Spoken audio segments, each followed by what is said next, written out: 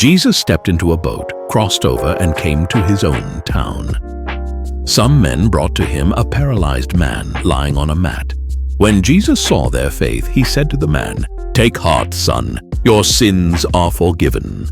At this, some of the teachers of the law said to themselves, "This fellow is blaspheming." Knowing their thoughts, Jesus said, "Why do you entertain evil thoughts in your hearts? Which is easier, to say, 'Your sins are forgiven,' or to say, 'Get up and walk'? But I want you to know that the Son of Man has authority on earth to forgive sins." So he said to the paralyzed man, "Get up, take your mat, and go home." Then the man got up and went home. When the crowd saw this, they were filled with awe, and they praised God, who had given such authority to man. As Jesus went on from there, he saw a man named Matthew sitting at the tax collector's booth. "Follow me," he told him, and Matthew got up and followed him.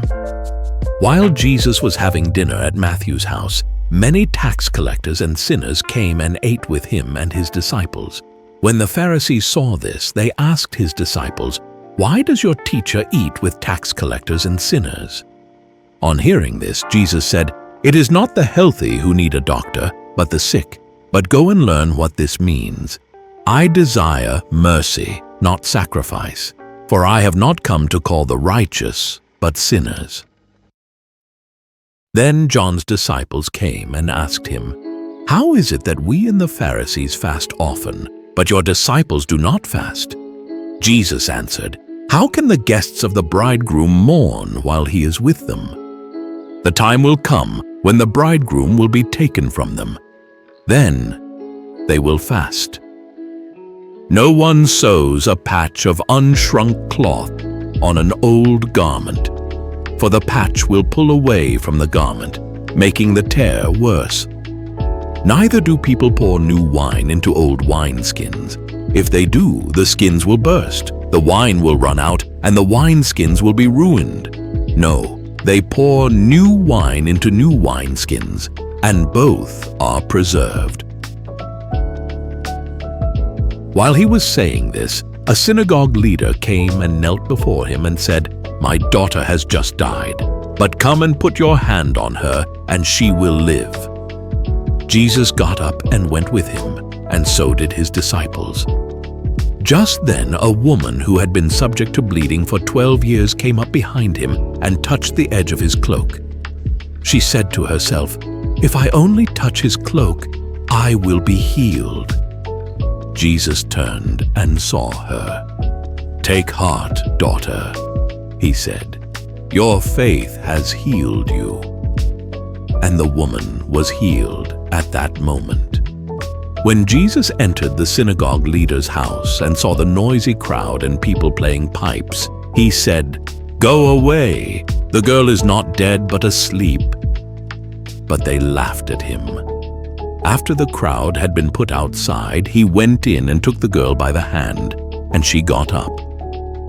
News of this spread through all that region.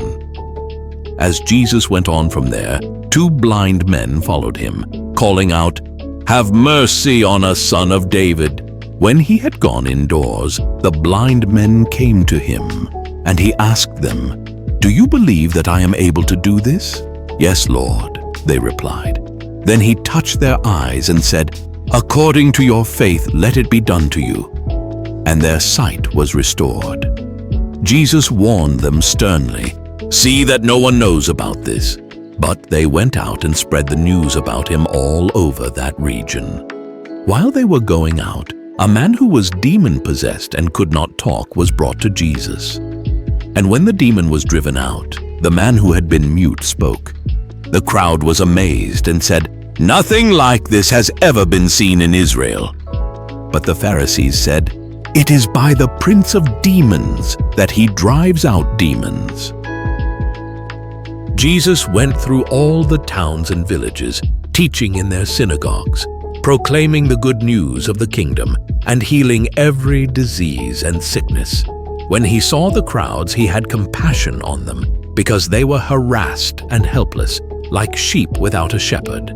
Then he said to his disciples, "The harvest is plentiful, but the workers are few. Ask the Lord of the harvest, therefore, to send out workers into his harvest field."